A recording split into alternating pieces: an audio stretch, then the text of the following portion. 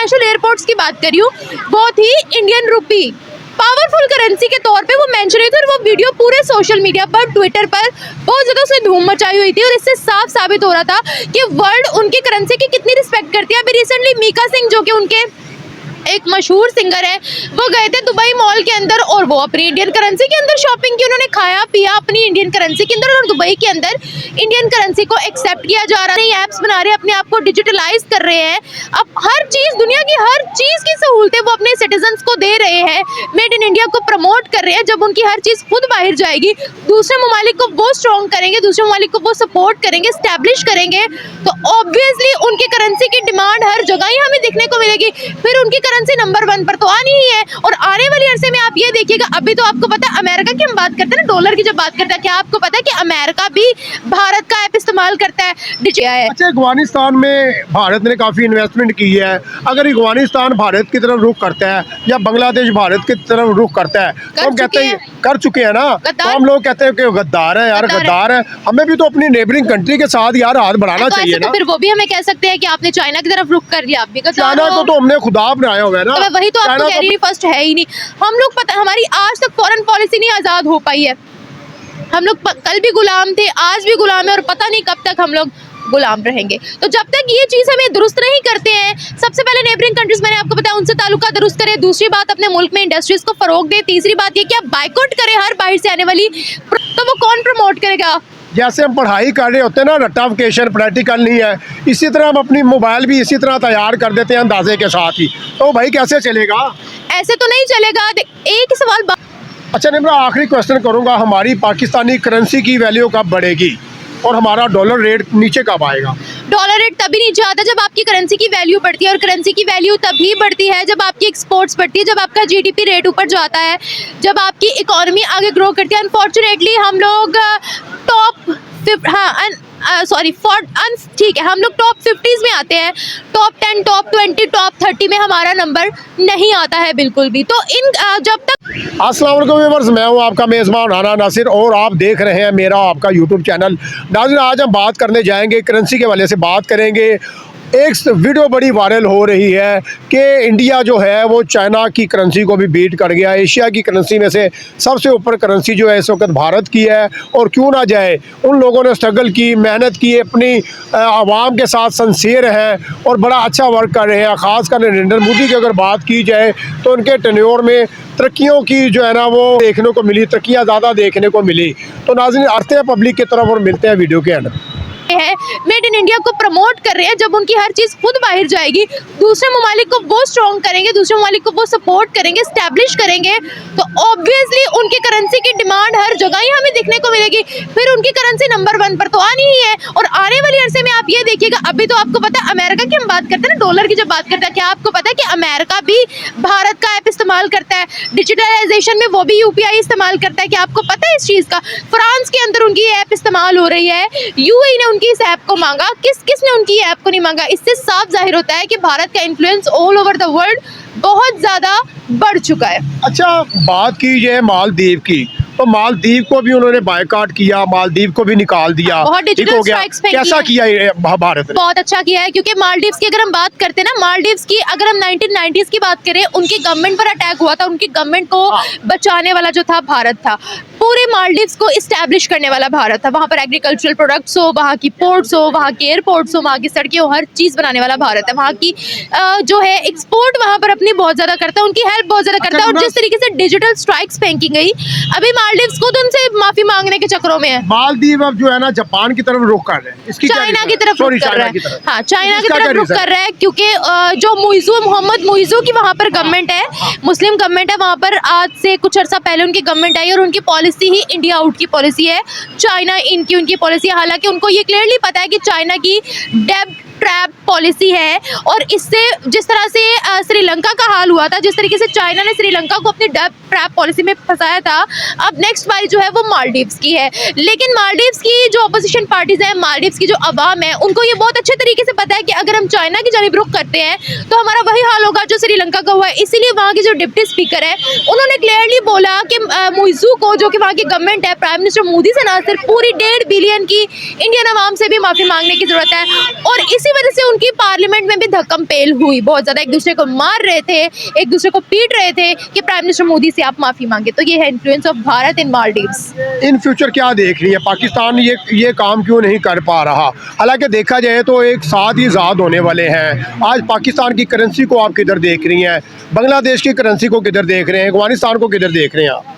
देखिए, अगर हम पाकिस्तान की बात करते हैं, एक वक्त था जब चाइना कहता था आप तिजारत के लिए हमारी करेंसी इस्तेमाल करो, यानी तिजारत के लिए अब हम चाइनीज करेंसी को इस्तेमाल करेंगे। मतलब डॉलर भी नहीं, पाकिस्तानी करेंसी भी नहीं, हमारी करेंसी को राइज करो। अपना मफाद सोच रहा ना, अपना मफाद सोच, ऑब्वियसली क्यों नहीं सोचेगा? दूसरे नंबर वाली इकोनॉमी ऐसे तो नहीं उन्होंने तरक्की कर लिया। देखिए, अब वो मुझे नहीं लगता, अब जिस तरह से हमारी करेंसी डी वैल्यू हो गई है और डॉलर की कीमत बढ़ रही है, मुझे अल्लाह ना करे ये भी खदशा जाहिर है कि कहीं हम चाइना की करेंसी ना इस्तेमाल करने लग जाए तिजारत वगैरह के लिए।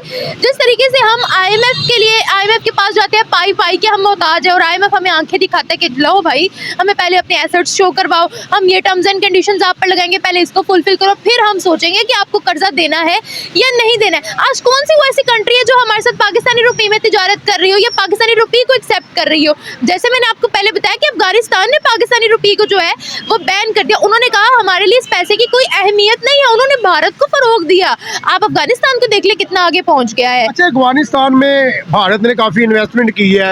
अगर अफगानिस्तान भारत की तरफ रुख करता है या बांग्लादेश भारत की तरफ रुख करता है तो हम कहते हैं कर चुके हैं ना, तो हम लोग कहते हैं कि गद्दार है यार, गद्दार है। हमें भी तो अपनी नेबरिंग कंट्री के साथ यार हाथ बढ़ाना चाहिए ना। तो फिर वो भी हमें कह सकते हैं कि आपने चाइना की तरफ रुख कर लिया, आप भी चाइना को तो हमने खुदा बनाया हुआ है ना, वही तो आपको कह रही हूं, अपने मफाद के लिए पाकिस्तानी को यूज कर रहे हैं। मैं आपको वही तो कह रही हूँ, अगर आप चाइना अफगानिस्तान को गद्दार कहते हो, फिर वो भी तो आपको कह सकते हैं कि आपने क्यों चाइना की तरफ रुख किया, आप भी तो गद्दार हो इनडायरेक्टली। तो ये भी तो कह सकते हैं। देखिए, ये इंटरनेशनल रिलेशंस का ही दौर है।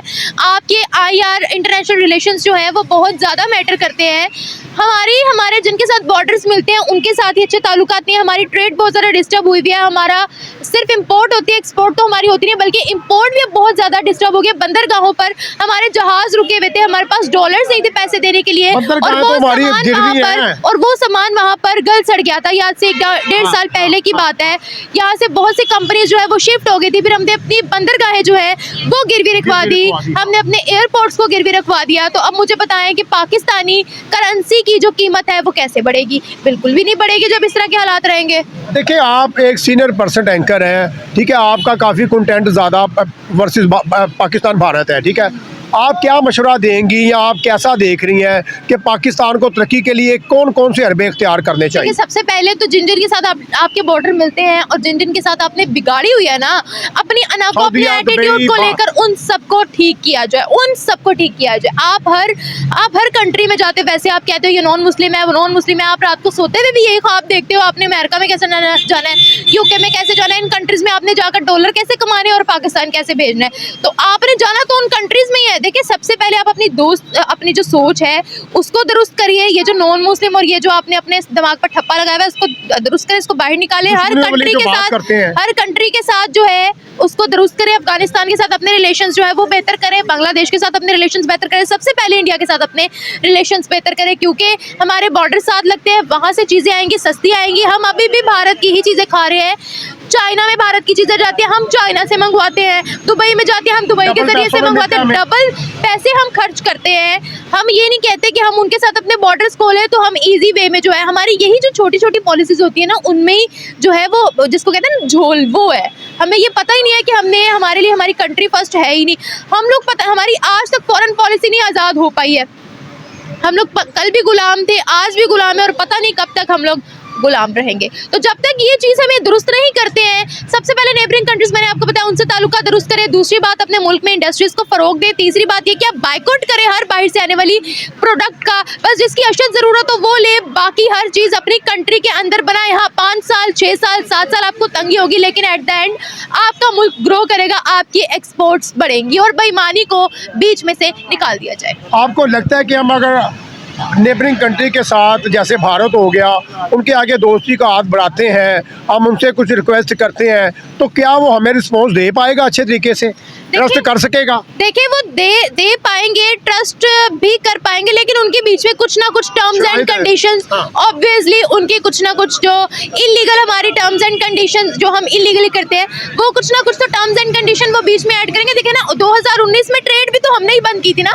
इमरान खान साहब ने कहा था कि आर्टिकल 35A और 370 को बहाल करें, उसके बाद ही हम लोग ट्रेड को बहाल करेंगे। भाई ये क्या था, चाइना की और भारत की आपस में इतनी ज्यादा लगती है, लेकिन उन्होंने तो ट्रेड नहीं बंद की। उनकी तो बॉर्डर पर लड़ाई भी हो चुकी है, लेकिन ट्रेड तिजारत उन्होंने बंद नहीं की। क्यों? क्योंकि उनको अपनी कंट्री का सोचना था। हमने एक मुद्दे को दरमियान में खड़ा करके उनसे ट्रेड भी खत्म कर लिया। अवाम को हम भड़काते हैं, 5 फरवरी को हम जुलूस निकालते हैं, जबकि हमें खुद नहीं पता हमारे कश्मीर में क्या हो रहा है। व्हाट इज दिस बिहेवियर कि आप सिर्फ अपनी टीआरपी के लिए ये सारी हरकतें करो। पूरी दुनिया जानती है पाकिस्तान और भारत की आपस में कितनी ज्यादा लगती है। तो मेरा ख्याल है ये जो आपके दिमाग में जो चीजें अटकी पड़ी है ना, इन सबको बाहर निकालें, कंट्री को फर्स्ट करें, रिलेशंस बेहतर करें, अपने मुल्क के लिए सोचें, आगे बढ़ जाएंगे। अब आप क्या देख रही हैं? आप कंटेंट जब बना रही होती हैं, आपकी काफ़ी वीडियोस हैं, वायरल भी जाती हैं, बड़े अच्छे क्वेश्चन करती हैं, बड़ी मेहनत करती हैं। आप क्या सोच रही होती हैं कि पाकिस्तान जो है कैसे ग्रो करने वाला है? पाकिस्तान में टेक्नोलॉजी कैसे आएगी? पाकिस्तान में बाइक कब मैन्युफैक्चर होंगी? फैक्ट्रियाँ कब खुलेंगी? पाकिस्तान कब ग्रो करेगा? आखिरी क्वेश्चन जब है। हम अपने दिमागों के ताले खोलेंगे तब खुलेगा। जब हम एजुकेशन को पढ़ते तो है, लेकिन समझते नहीं है। टफ क्वेश्चन है, रट्टालाइजेशन है, Practical नहीं है। हाँ, प्रैक्टिकल नहीं है, थ्योरी वर्क है, दिमागों में कीड़े बिठाए जाते हैं। बस हमें पता ही नहीं होता कि एक्चुअल इसका फैक्ट क्या है, इसके पीछे की क्या वजह। बहुत से लोग साइंस तो पढ़ लेते हैं, साइंस को मानते नहीं है। टेक्नोलॉजी हमारे मुल्क में तब मुतारिफ होती है जब वो पूरी दुनिया में जाकर रूल हो गई होती है, तब मुतारिफ होती है। और हम उस टेक्नोलॉजी में बड़े हैप्पी होते हैं कि wow what a technology, Pakistan ने तो बहुत तरक्की की। ये 3-4 लाइटें यहाँ पर लगाना, ये माइक यहाँ पे आना, this is not the technology. हमने अभी माइक भी हमारा पाकिस्तान का नहीं है भाई। हमने इन 76 सालों के अंदर अभी बनाया ही क्या है अपना। मुझे देखिए, हमने एक मोबाइल बनाया था, क्यों मोबाइल, वो मैंने सबसे पहले खरीदा था। मैंने क्यों मोबाइल ही खरीदा था, जो पाकिस्तान में खुद बना था, हमने खुद बनाया था। इतना हैंग होता था, विद इन 2 मंथ्स ही मुझे वो चेंज करना पड़ गया था। अब मुझे ये बताया, जो प्रोडक्ट्स हम बनाते हैं उनकी क्वालिटी बिल्कुल भी नहीं होती, तो वो कौन प्रमोट करेगा? जैसे हम पढ़ाई कर रहे होते हैं ना, रट्टाफिकेशन प्रैक्टिकल नहीं है, इसी तरह हम अपनी मोबाइल भी इसी तरह तैयार कर देते हैं अंदाजे के साथ ही। तो भाई कैसे चलेगा? ऐसे तो नहीं चलेगा। अच्छा निम्रा, आखिरी क्वेश्चन करूंगा, हमारी पाकिस्तानी करेंसी की वैल्यू कब बढ़ेगी और हमारा डॉलर रेट नीचे कब आएगा? डॉलर रेट तभी नीचे आता है जब आपकी करेंसी की वैल्यू बढ़ती है, और करेंसी की वैल्यू तभी बढ़ती है जब आपकी एक्सपोर्ट्स बढ़ती है, जब आपका जीडीपी रेट ऊपर जाता है, जब आपकी इकोनॉमी आगे ग्रो करती है। अनफॉर्चुनेटली हम लोग ठीक है, हम लोग टॉप 50s में आते हैं, टॉप 10, टॉप 20, टॉप 30 में हमारा नंबर नहीं आता है बिल्कुल भी। तो जब तक हम लोगों की इकोनॉमी आगे नहीं आएगी, देखिए हम लोगों ने अपना मुल्क चलाया हुआ है कर्जों पे, और कर्जों पे तो कभी भी आपको ये नहीं दिखता है कि आपकी एक्सपोर्ट जो है वो बढ़ी है। हम लोगों की पॉलिसी ही इम्पोर्ट पॉलिसी रही है, हम लोगों की कभी भी पॉलिसी एक्सपोर्ट पॉलिसी नहीं रही। हाँ, हम ये सियालकोट से फुटबॉल भिजवा देते हैं और हम कहते हैं वाह भाई हमने क्या एक्सपोर्ट कर दिया। वो सियालकोट से फुटबॉल तो जाता ही है।